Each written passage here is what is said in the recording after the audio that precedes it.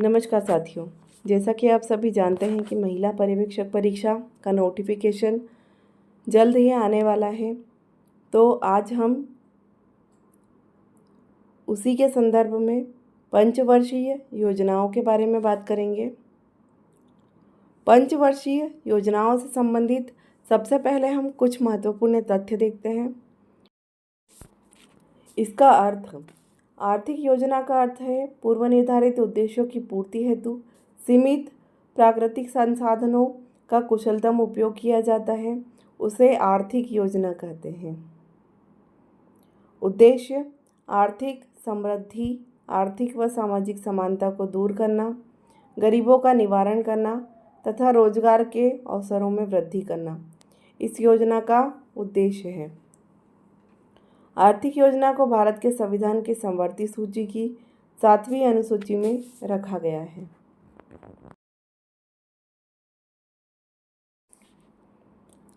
भारत में योजना का सर्वप्रथम प्रस्ताव 1934 में सर विश्वेश्वरैया की पुस्तक प्लॉट इकोनॉमी फॉर इंडिया में लाया गया था। इस पुस्तक में भारत के विकास के लिए 10 वर्षीय पंचवर्षीय योजनाओं का प्लान प्रस्तुत किया गया था। राष्ट्रीय नियोजन समिति का गठन 1938 में भारतीय राष्ट्रीय कांग्रेस ने जवाहरलाल नेहरू की अध्यक्षता में गठित की थी। बॉम्बे प्लान 1944 में मुंबई के 8 उद्योगपतियों द्वारा प्रस्तुत किया गया था, जिसमें 15 वर्षीय सूत्रबद्ध योजना रखी गई थी। बॉम्बे प्लान के सूत्रधार सर आर देसीर दलाल थे। 7वां पॉइंट है 1944 में भारत सरकार ने नियोजन एवं विकास विभाग के नाम से नया विभाग खोला था। 1944 में ही श्रीमन नारायण ने गांधीवादी योजना प्रस्तुत की थी। 1945 में श्री एम.एन. रॉय ने जन योजना पीपल्स प्लान बनाया था। 1950 में जयप्रकाश नारायण ने सर्वोदय योजना प्रकाशित की। और 11वां पॉइंट है स्वतंत्रता पश्चात 1947 में पंडित जवाहरलाल नेहरू की अध्यक्षता में आर्थिक नियोजन समिति गठित की गई थी। इस समिति की सिफारिश पर 15 मार्च 1950 को योजना आयोग का गठन किया गया था। 12वां पॉइंट है योजना आयोग एक गैर संवैधानिक तथा परामर्शदात्री निकाय है। भारत का प्रधानमंत्री योजना आयोग का पदेन अध्यक्ष होता है। भारत की पहली पंचवर्षीय योजना 1 अप्रैल 1951 में शुरू की गई थी। प्रथम पंचवर्षीय योजना के अध्यक्ष प्रधानमंत्री जवाहरलाल नेहरू थे और उपाध्यक्ष गुलजारीलाल नंदा थे। अगला पॉइंट है 15 अगस्त 2014 को योजना आयोग को समाप्त कर दिया गया था। भारत में अब तक 11 पंचवर्षीय योजनाएं लागू की जा चुकी है। 1 अप्रैल 2012 से 12वीं पंचवर्षीय योजना प्रारंभ की गई थी। अब हम विस्तार से सभी पंचवर्षीय योजनाओं को जानेंगे। प्रथम पंचवर्षीय योजना, इसका कार्यकाल 1951 से 1956 तक था। प्रथम पंचवर्षीय योजना, यह योजना हेराल्ड डोमल मॉडल पर आधारित थी। इस योजना का मुख्य उद्देश्य अर्थव्यवस्था के संतुलित विकास की प्रक्रिया आरंभ करना था। इस योजना में कृषि को उच्च प्राथमिकता दी गई थी। इसमें लक्ष्य 2.1% से आगे 3.6% विकास दर को हासिल किया गया, इसीलिए यह योजना सफल रही थी। इस योजना के दौरान राष्ट्रीय आय में 18%, प्रति व्यक्ति आय में 11% की कुल वृद्धि दर्ज की गई थी। प्रथम पंचवर्षीय योजना काल में सार्वजनिक उद्योग के विकास की उपेक्षा की गई तथा इस मद में मात्र 6% राशि ही खर्च की गई। प्रथम पंचवर्षीय योजना काल के दौरान भारत में वृहद सिंचाई परियोजनाओं की शुरुआत की गई, जैसे भाखड़ा नांगल परियोजना, व्यास परियोजना, दामोदर नदी घाटी परियोजना आदि।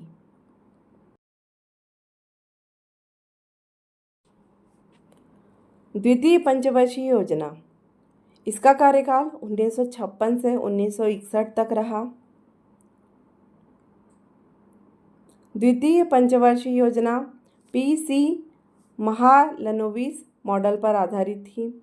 इसका मुख्य उद्देश्य समाजवादी समाज की स्थापना करना था। इस योजना का मुख्य लक्ष्य था देश के जीवन स्तर को ऊंचा उठाने के लिए 5 वर्षों में राष्ट्रीय आय में 25% की वृद्धि करना। योजना में लक्ष्य 4.5% से कम 4.1% विकास दर हासिल हुई। इसमें भारी उद्योग व खनिज को उच्च प्राथमिकता दी गई थी। साथ ही इस मद में 24% राशि व्यय की गई थी। इस योजना में द्वितीय प्राथमिकता यातायात व संचार को दी गई थी, जिस पर 28% राशि खर्च की गई थी। द्वितीय पंचवर्षीय योजना के दौरान महत्वपूर्ण वृहद उद्योगों की स्थापना की गई, जैसे दुर्गापुर, भिलाई, राउरकेला के इस्पात कारखाने इसी योजना के दौरान स्थापित किए गए थे।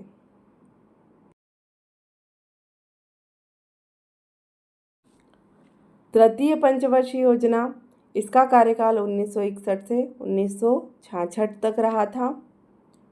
द्वितीय पंचवर्षीय योजना का मुख्य उद्देश्य अर्थव्यवस्था को आत्मनिर्भर करना तथा स्वतः स्फूर्त अवस्था में पहुंचाना था। इस योजना का लक्ष्य 5.6% था, लेकिन यह योजना असफल रही और मात्र 2.5% की वार्षिक वृद्धि दर हासिल हो सकी। इस योजना में कृषि व उद्योग दोनों को ही उच्च प्राथमिकता दी गई थी। इस योजना की असफलताओं के मुख्य 3 कारण थे: भारत चीन युद्ध, भारत पाक युद्ध एवं भारत में अभूतपूर्व सूखा।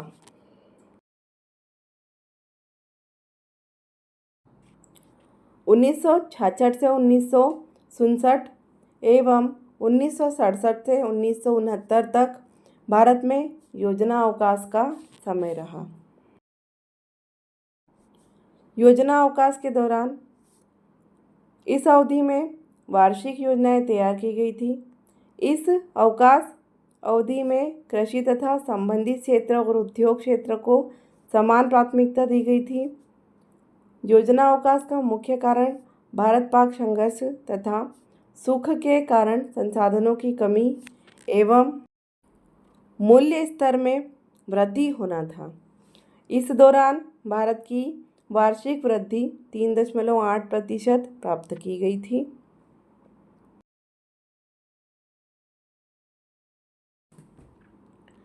चतुर्थ पंचवर्षीय योजना, इसका कार्यकाल 1969 से 1974 तक रहा था।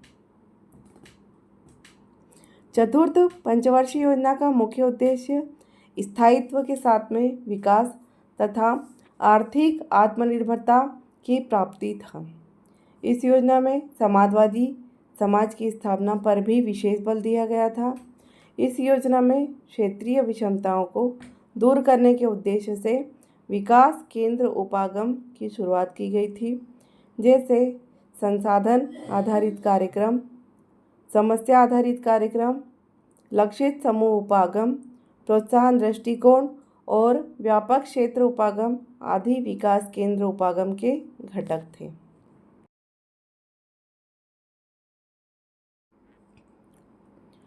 इस योजना में 5.7% विकास दर के विरुद्ध मात्र 3.3% वार्षिक वृद्धि दर ही प्राप्त हो सकी। इसीलिए यह योजना पूर्णतया असफल रही। चतुर्थ पंचवर्षीय योजना की असफलता के कारण थे मौसम की प्रतिकूलता तथा बांग्लादेशी शरणार्थियों का आगमन। पांचवी पंचवर्षीय योजना, इसका कार्यकाल 1974 से 1978 तक रहा। पांचवी पंचवर्षीय योजना का मुख्य उद्देश्य गरीबी उन्मूलन तथा आत्मनिर्भरता की प्राप्ति था। इस योजना में आर्थिक स्थायित्व प्राप्त करना उच्च प्राथमिकता में शामिल था। 1975 में इस योजना के दौरान 20 सूत्रीय कार्यक्रम की शुरुआत की गई थी।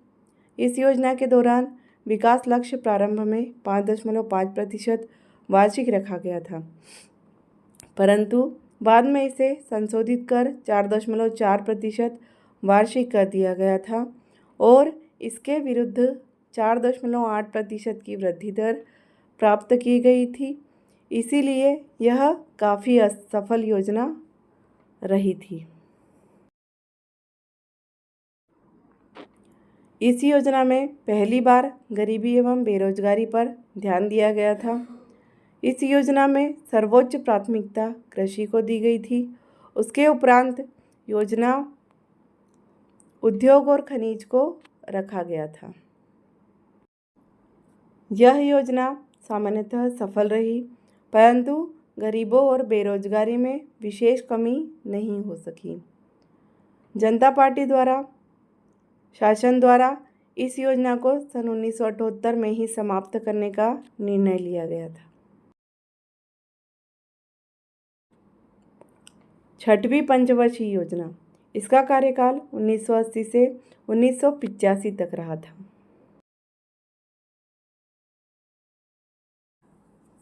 इस योजना का प्रारंभ रोलिंग प्लान 1978 से 83 ईस्वी, जो कि जनता पार्टी सरकार द्वारा बनाई गई थी, को समाप्त करके किया गया था। इस योजना का मुख्य उद्देश्य गरीबी उन्मूलन और रोजगार में वृद्धि करना था। पहली बार इस योजना में गरीबी उन्मूलन पर विशेष ध्यान दिया गया था। योजना में विकास का लक्ष्य 5.02% वार्षिक वृद्धि दर रखा गया था तथा सफलतापूर्वक इसे 5.54% की वृद्धि दर प्राप्त की गई थी। इस योजना के दौरान समन्वित ग्रामीण विकास कार्यक्रम जैसे महत्वपूर्ण कार्यक्रमों की शुरुआत भी की गई थी।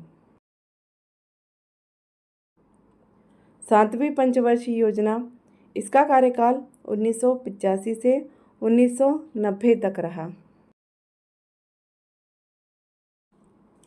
सातवीं पंचवर्षीय योजना के मुख्य उद्देश्य निम्नलिखित हैं।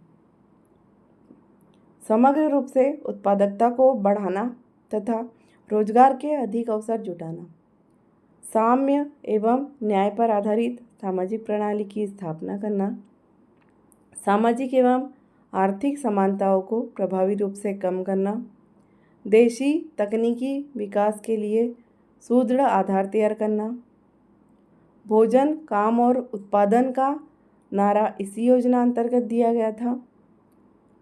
इस योजना में सकल घरेलू उत्पादन 5% वार्षिक वृद्धि दर का लक्ष्य रखा गया, जबकि वास्तविक वृद्धि दर 6.02% वार्षिक रही तथा यह सफल योजना थी।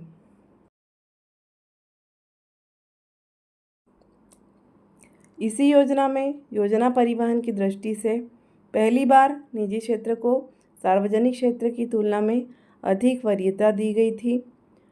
इस योजना में जवाहर रोजगार योजना जैसी महत्वपूर्ण रोजगार योजना पर कार्यक्रम प्रारंभ किया गया।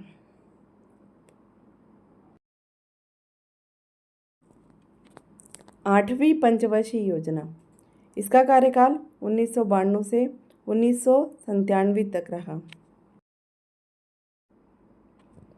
इस योजना में सर्वोच्च प्राथमिकता मानव संसाधन का विकास अर्थात रोजगार, शिक्षा व जन स्वास्थ्य को दिया गया। अर्थात मानव विकास को सारे विकास प्रयासों का सार तत्व माना गया था।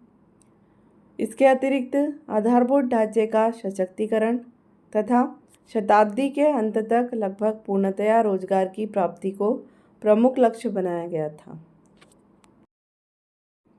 औद्योगिकीकरण के ढांचे में परिवर्तन के अंतर्गत भारी उद्योग का महत्व कम करते हुए आधारित संरचना पर बल देने की शुरुआत इसी योजना के दौरान की गई थी।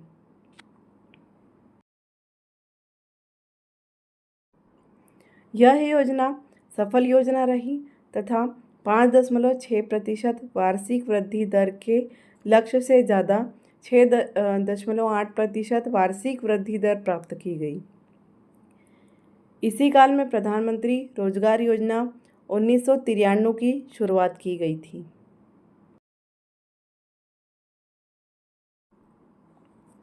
नवीं पंचवर्षीय योजना का कार्यकाल 1997 से 2002 तक रहा था। नवीं पंचवर्षीय योजना में सर्वोच्च प्राथमिकता न्यायपूर्ण विवरण समानता के साथ विकास को दिया गया था। इस योजना में सकल घरेलू उत्पाद की वार्षिक वृद्धि दर का लक्ष्य 6.5% रखा गया था, जबकि उपलब्धि मात्रा 5.4% वार्षिक वृद्धि ही रही। इस प्रकार यह योजना भी असफल रही। इस योजना की सफलता के पीछे अंतर्राष्ट्रीय मंदी को जिम्मेदार माना गया था। क्षेत्रीय असंतुलन जैसे मुद्दों को भी इस योजना में विशेष स्थान दिया गया था। नवीं पंचवर्षीय योजना में आत्मनिर्भरता प्राप्त करने के लिए निम्न प्राथमिकता तय की गई थी।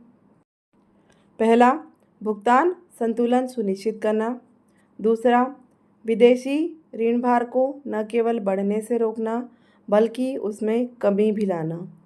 तीसरा, खाद्यान्नों में आत्मनिर्भरता प्राप्त करना। चौथा, प्रौद्योगिकी की आत्मनिर्भरता प्राप्त करना। पांचवा, जड़ी बूटियों और औषधि मूल के पेड़ पौधों सहित प्राकृतिक संसाधनों का समुचित उपयोग तथा संरक्षण करना।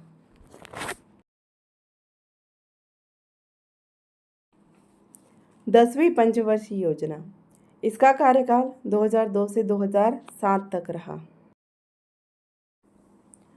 10वीं पंचवर्षीय योजना के निम्न उद्देश्य थे। पहला, देश में गरीबी और बेरोजगारी समाप्त करना तथा अगले 10 वर्षों में प्रति व्यक्ति आय दोगुनी करना प्रस्तावित किया गया था।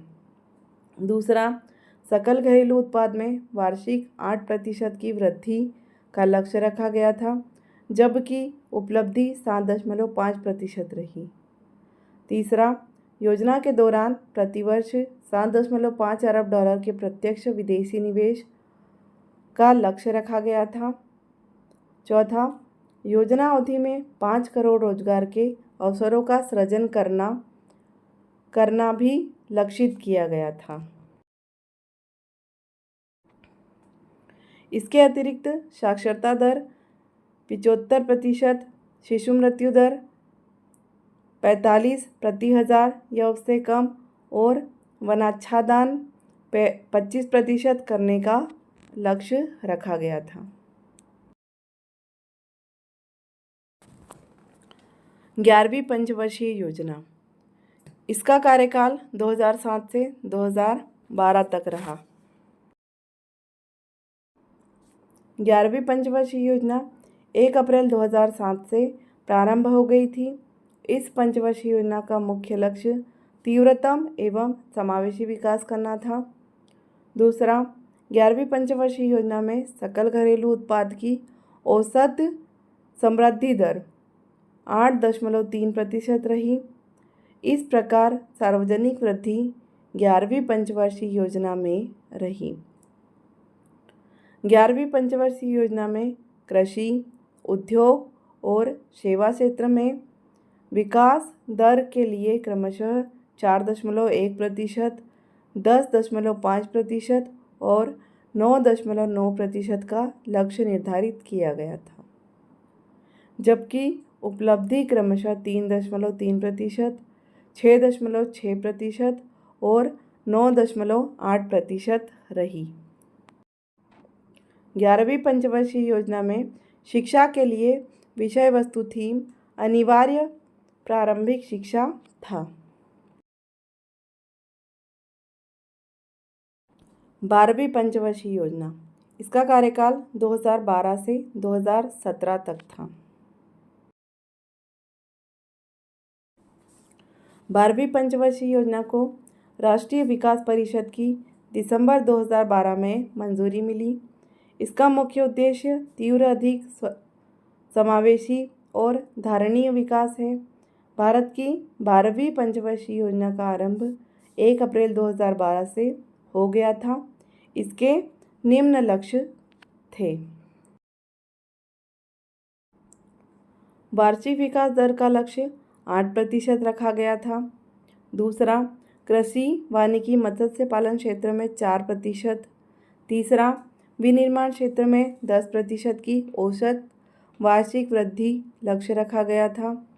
चौथा, गैर कृषि क्षेत्र में रोजगार के लिए 5 करोड़ नए अवसरों के सृजन का लक्ष्य रखा गया था। पांचवा, योजना के अंत तक निर्धनता अनुपात के नीचे की जनसंख्या को पूर्व आकलन से 10% नीचे लाना था। योजना के अंत तक कुल प्रजनन दर को घटकर 2.1% तक लाने का लक्ष्य रखा गया था। योजना के अंत तक आधारभूत संरचना के क्षेत्र में निवेश को बढ़कर जीडीपी के 9% लाने का लक्ष्य रखा गया था। आठवां, योजना के अंत तक सभी गांवों को 12मासी सड़कों से जोड़ने का लक्ष्य रखा गया था। नौवां, योजना के अंत तक सभी गांवों में विद्युतीकरण का लक्ष्य रखा गया था। और 10वां, ग्रामीण क्षेत्रों में टेली डेंसिटी को बढ़ाकर 70% करने का लक्ष्य रखा गया था।